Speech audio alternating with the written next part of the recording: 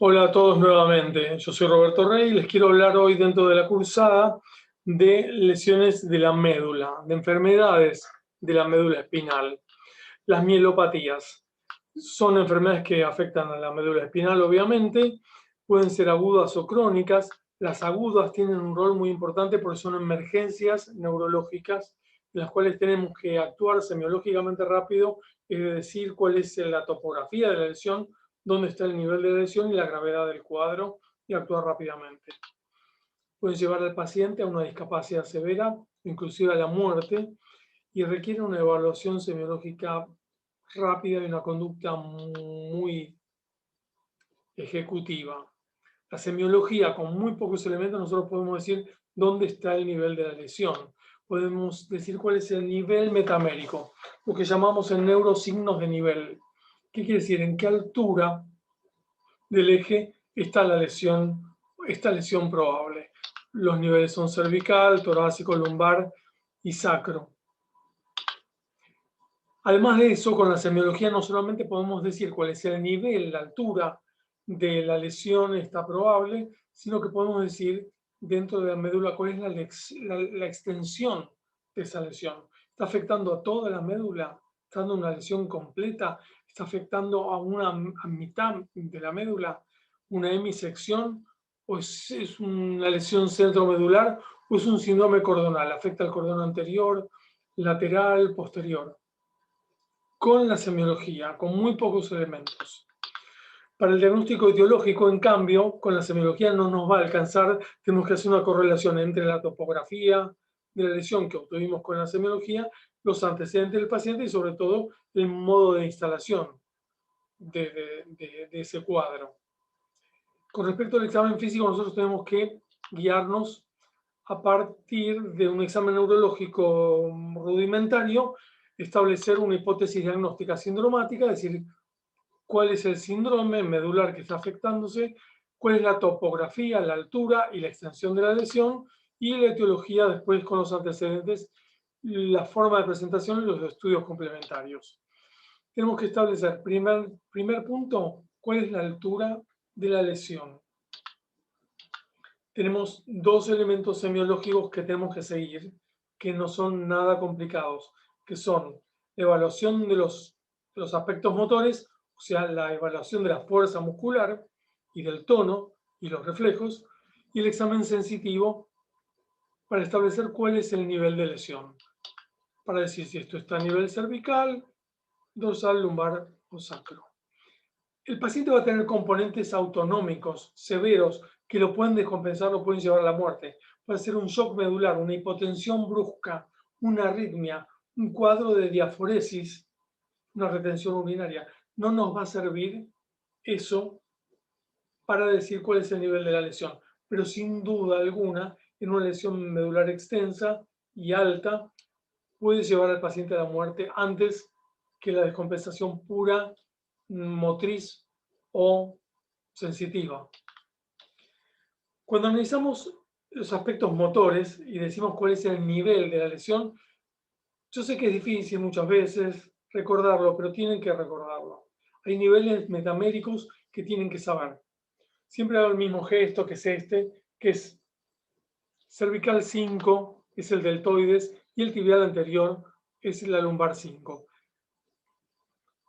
Lo demás se puede deducir, lo pueden sacar, pero se lo olvida mucha gente y si hacen obstetricia no se van a acordar que el deltoides es cervical 5 y que 2 centímetros más arriba está ya la inervación del diafragma y que se puede morir si tiene paralizados los deltoides.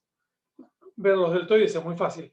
Van a tener una clase en el campus de Ciudad sobre cómo evaluar los distintos grupos musculares. Con respecto a los signos motores, hay algo que es muy importante, que en los cuadros agudos puede variar en muy pocas horas.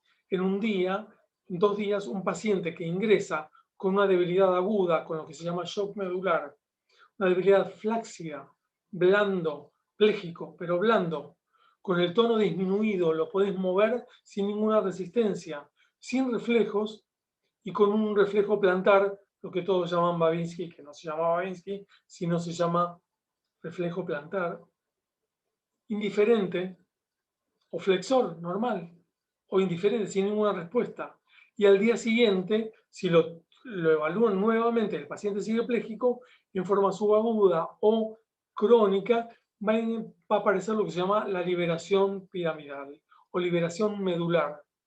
El arco reflejo de la médula va a actuar por sí solo sin la inhibición del cordón piramidal y va a producir un aumento del tono con espasticidad, con lo que se llamaba el signo de la navaja, que ofrece una resistencia inicial al movimiento y después domina el tono extensor y se puede abrir en el caso de un antebrazo sobre brazo, con ese tono aumentado, con los reflejos ya vivos aumentados y después con hiperreflexia, donde golpees va a tener respuesta. Esa es la diferencia entre hiperreflexia y reflejo vivo.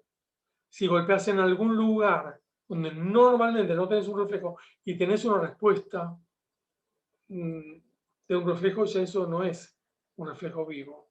Eso ya es hiperreflexia. Eso es liberación piramidal. No hay otra causa. Y el reflejo plantar, que va a ser extensor, que ahí sí le decimos el signo de Babinski, cuando hace esa respuesta con el hallux para arriba con el estímulo plantar. ¿Cuál es el nivel de mayor riesgo en una lesión medular? Y obviamente, ya lo dijimos 3 veces, entre cervical tercero y quinto. ¿Por qué? Porque está la inervación del diafragma. Y si el paciente entra en insuficiencia respiratoria, se puede morir rápidamente. Si nosotros tenemos que decir cómo se llaman estos cuadros de debilidad, rápidamente, si tenemos debilidad o parálisis, vamos a llamarlo paresia o plejía, si es debilidad solamente o si es parálisis completa, plejía. Y si tiene compromiso respiratorio, tiene una tetraplejía, o sea, los 4 miembros y compromiso respiratorio, el nivel tiene que ser nivel alto, cervical tercero al quinto. En ese nivel está la lesión. Cuando tenemos una lesión un poco más baja, desde C5 inclusive hacia abajo, vamos a encontrar una tetraparesia o plejía sin compromiso respiratorio. Y cuando tenemos una debilidad por una lesión más baja, aparece este término que es la paraparesia o paraplejía. Decir que un paciente tiene una paraplejía o una paraparesia de miembros inferiores es tan pecado como decir antecedente previo. Es una redundancia. Paraplejía quiere decir debilidad, quiere decir parálisis de las piernas. Paraparesia, debilidad. Paraplejía, parálisis de miembros inferiores. No hay paraplejía de miembros superiores. Sería de una diplejía braquial, que es difícil que pueda ser por una lesión medular. Sigamos para completar. No solamente el examen motor nos va a ser de mucha utilidad, sino en todo el tronco es muy difícil evaluar, no se puede evaluar las metámeras torácicas, por ejemplo, con el examen motriz, porque la inervación de los intercostales y de la prensa abdominal es muy difícil de evaluar y darle una jerarquía metamérica para decirle la lesión está acá porque no puede mover tal abdominal. No, nos tenemos que guiar por el examen sensitivo, complementar el examen motor en los segmentos que se puede valorar y hacer un examen sensitivo mucho más preciso y exigido en el tronco, en el tórax y abdomen, para ver cuál es el nivel de la lesión. Puede haber síntomas y signos sensitivos deficitarios, como la hipoalgesia o hipoestesia, si falla el dolor o simplemente el tacto, o la hipopalestesia, en caso de que falle la vibración o la sensación de posición de las articulaciones, o puede haber exceso que puede ser dolor, que también puede ser signo, porque si al tocar aparece dolor, eso tiene un nombre, que es la alodinia. Si el tacto genera dolor, eso se llama alodinia. Pero no es tan bueno para detectar un nivel. Sí es muy bueno para detectar un nivel, un examen de la sensibilidad táctil y algésica. ¿Cómo lo hacemos? Y muchas veces lo hacemos con el dedo, no lo hagan con una aguja, no lo pinchen ni lastimen, porque por ahí el paciente no lo siente y pueden estar haciendo daño. Hay un elemento de tecnología, yo siempre hago el mismo chiste con los pacientes, siempre, o sea, varias veces por día, saco un bajalenguas y le digo, esto es tecnología de punta. Le saco una punta y le digo, bueno, vamos a explorar la sensibilidad. Entonces le haces una exploración de la sensibilidad, así le decís, ojos cerrados, por supuesto, esto y esto es igual, sí, no. Si esto y esto es igual, la respuesta no es fidedigna, o tiene una falla o la respuesta no es útil.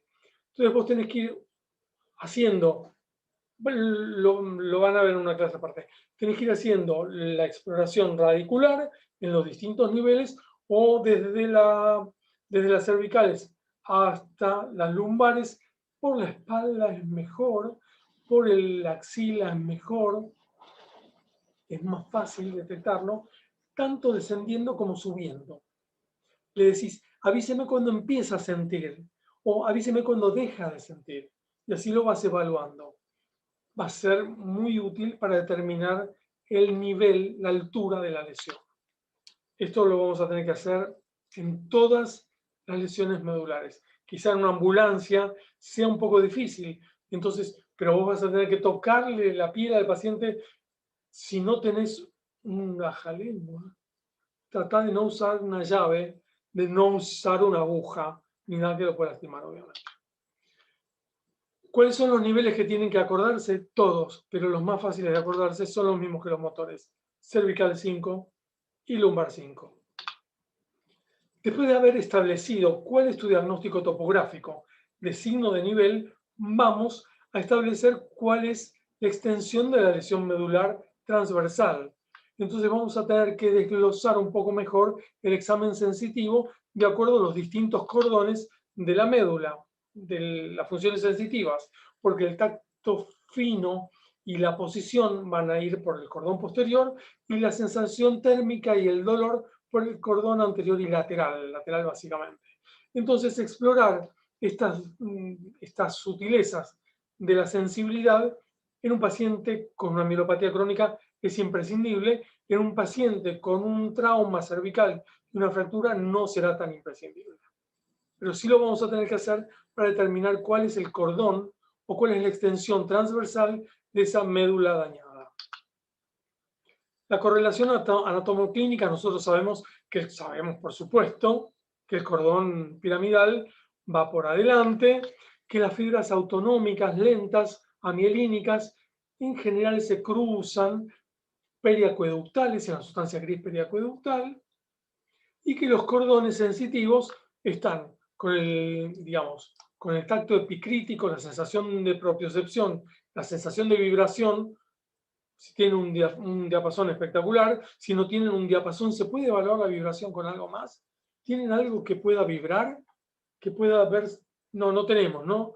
No tenemos baja lengua para explorar sensibilidad, ni tenemos nada para explorar la vibración. Seguro que un celular va a servir para explorar la vibración. No está normatizado. Está claro que los libros de 1910 no dicen que se puede explorar con la vibración con un celular.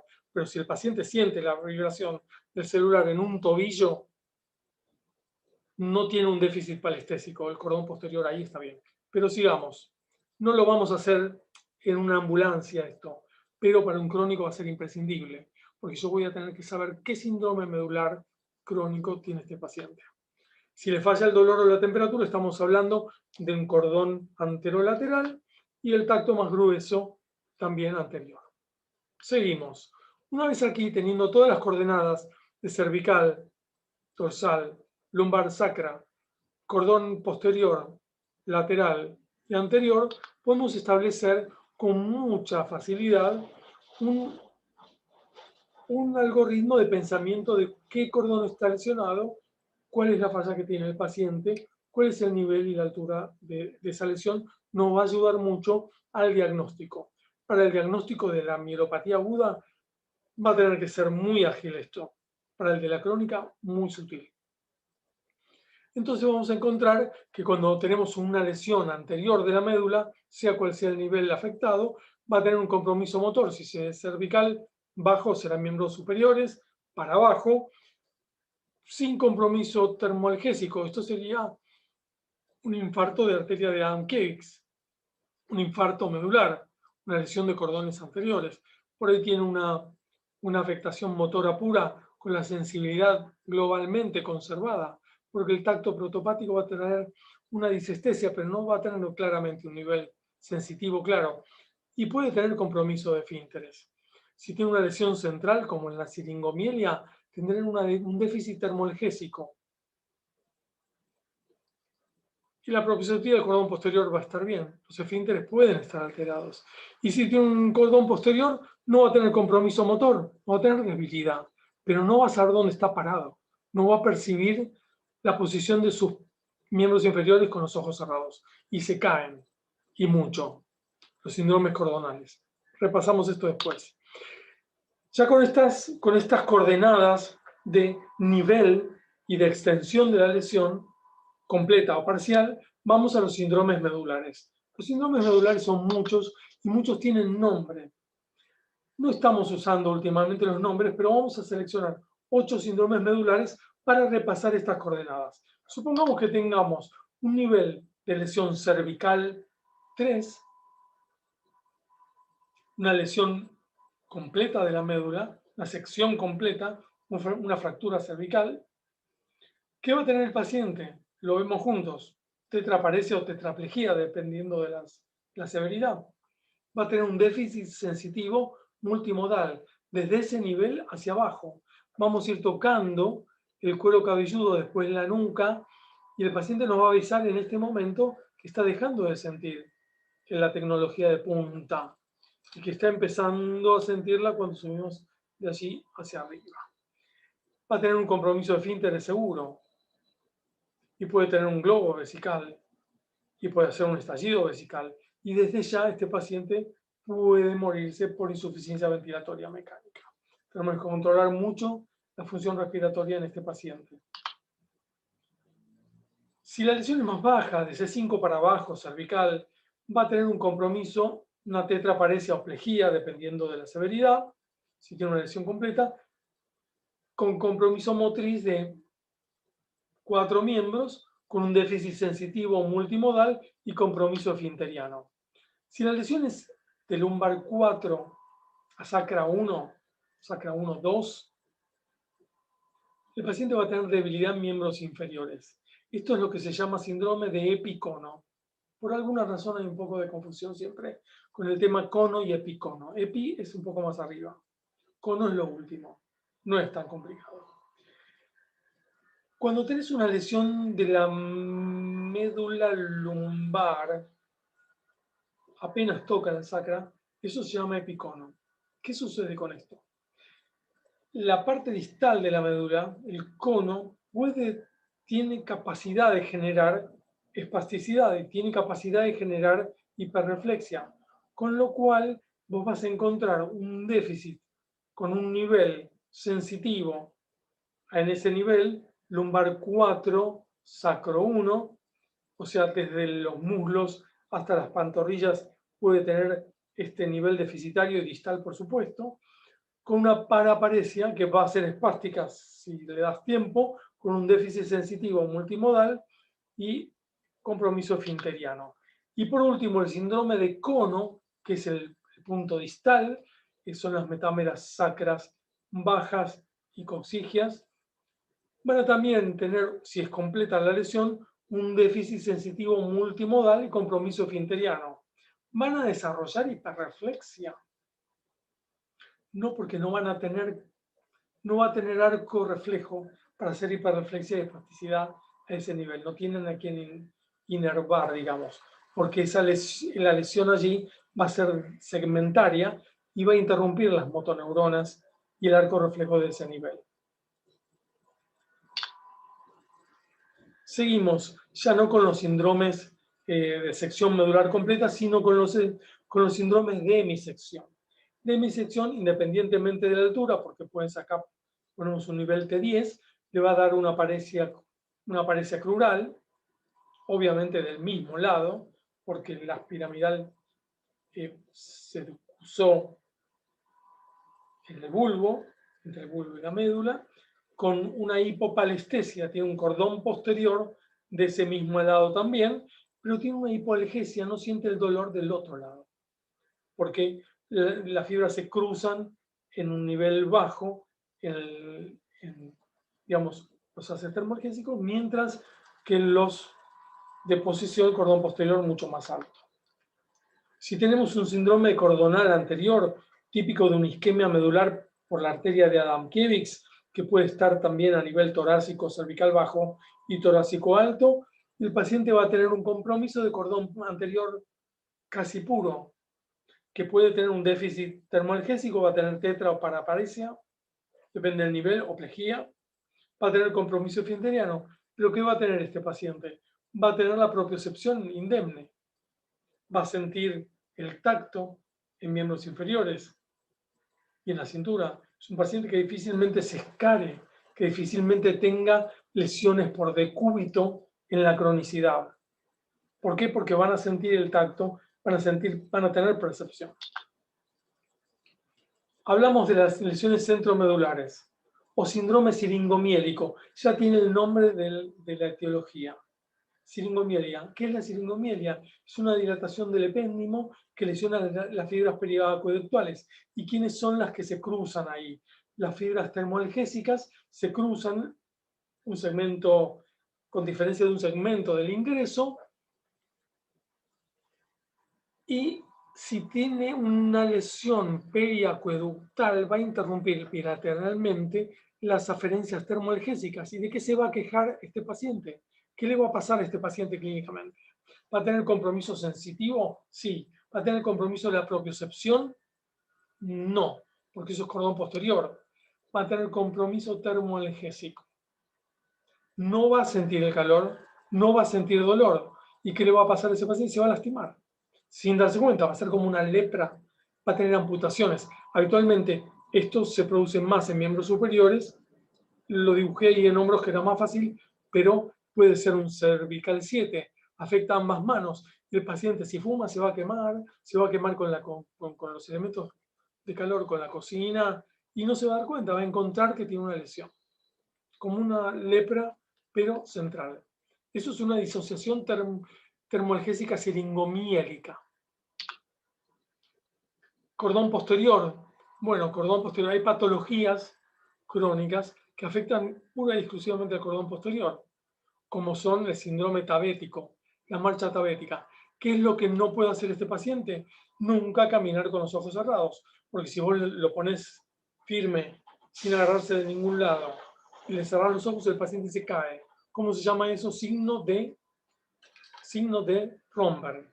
El paciente se cae si no tiene control visual de la posición porque le falla la propiocepción.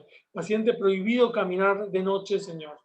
Se va a caer. ¿Cómo es la marcha del tabético? Hace ruido para también tener alguna guía sensitiva de dónde está poniendo los pies.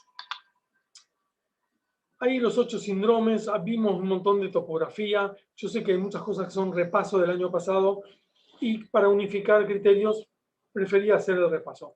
Pero vamos a la mielopatía aguda, que es el tema eje más importante de esta charla. Tenemos que diferenciar en un instante si esa mielopatía aguda es quirúrgica o no es quirúrgica. Porque ya lo repito, es una emergencia neurológica, puede comprometer la vida o dejar secuelas discapacitantes. El reconocimiento clínico es crítico y la acción debe ser inmediata. La causa más frecuente, y en nuestro país más que en muchos otros países, el accidente automovilístico es la causa más frecuente. Les puede pasar que tengan que hacer este examen semiológico en cualquier situación, y siempre cuento que lo tuve que hacer en una playa, una chica que le arrolló una ola con una probable lesión medular, y lo tenés que hacer, sos el responsable, sos el médico. ¿Dónde hay un médico? Acá. Te toca hacer un examen neurológico para decir si se puede mover o no se puede mover. Lo que tenés que hacer ahí es trasladarla, seguramente, pero con seguridad absoluta. Y esto lo sabe el vecino, lo tenés que saber vos también. Lo sabe la vecina, vos lo tenés que saber, antes que ellos. Pero estas cosas las sabe todo el mundo. Tenés que inmovilizarle la columna, como sea, con un collar de Filadelfia, con un collar de Jans, que son los de goma espuma, con una camilla esta, con una tabla, con lo que sea, pero con las manos, pero ese paciente no puede mover la columna cervical. los responsables son ustedes, el que está ahí. Está este protocolo, les dejo la bibliografía, se los dejo, es el protocolo de Asia, que es de la Asociación Americana de Lesiones de Médula, que establece criterios y gradaciones de cómo clasificar estas lesiones en agudo. Tiene que ingresar a emergencia si tiene una lesión especialmente cervical, tiene que tener una evaluación respiratoria, si no tenés con qué, no tenés un oxímetro a mano, que todo el mundo tiene un oxímetro hoy, pero si no tenés un oxímetro a mano, tenés que mirar las mucosas, ver si satura, si no satura, lo tenés que controlar. Puede hacer una descompensación hemodinámica, una hipotensión en segundos o una arritmia en segundos. Tenés que calmar el dolor y controlar la diuresis, porque puede ser un globo y un estallido vesical también, especialmente en las lesiones bajas. El shock neurogénico, las arritmias, la hipotermia, hipertermia acompañan a las lesiones agudas y pueden matar al paciente. No más difícil en crónico, pero pueden matarlo si no lo mata la lesión original.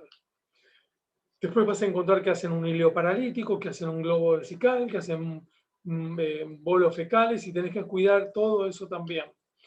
Que se escaran, sobre todo los que tienen lesiones medulares completas con déficit sensitivo, algésico, termoalgésico, hacen lesiones en piel, en las zonas de decúbito, por el peso, hay que movilizarlos, masajearlos, ponerles, secarlos, no controlar esfínteres, tienen que estar con sonda, hay que hacerle enemas, montones de cosas que sepan que la vecina la sabe. Nosotros tenemos que saberlo. Y pueden tener también lesiones osteoarticulares. Hay un tratamiento base para la mielopatía aguda que vos podés indicar ya en la ambulancia, que es corticoide de alta dosis. No tenés metilprednisolona, no tenés metilprednisolona para pasarla endovenosa, le pasás otro corticoide rápido en ese momento, no un depósito, ¿no? No uno de depósito, un corticoide de acción rápida, pero en una internación nunca falta metilprednisolona, se hacen 1000 miligramos endovenosos entre 3 y 5 días y después tratamiento esteroideo de acuerdo a la evolución, que haces un tapering, un descenso. Tenés que evaluar las causas quirúrgicas rápidamente. Todo esto tardó muchísimo más en decirlo que en lo que tenés que hacer en la vía pública si pasa. Tenés que pedir imágenes de columna y las que tengas, una radiografía simple de perfil va a ser de suma utilidad. Porque acá ves una fractura de ligamentos, una ruptura de ligamentos con un desplazamiento de columna cervical que está dando una mielopatía. Acá es otra cosa. Este es un disco dorsal. Es raro que un disco dorsal salga de su espacio y protruya el canal en forma aguda y de una mielopatía. ¿Qué tiene que haber pasado? Se tiene que haber caído de pie. ¿Cómo te puedes caer de pie? En un ascensor o haciendo wakeboard o esquiando. Tiene que ser una caída de pie abrupta porque la columna dorsal no tiene esta rotación que hace que los discos salgan al espacio como la cervical o la lumbosacra.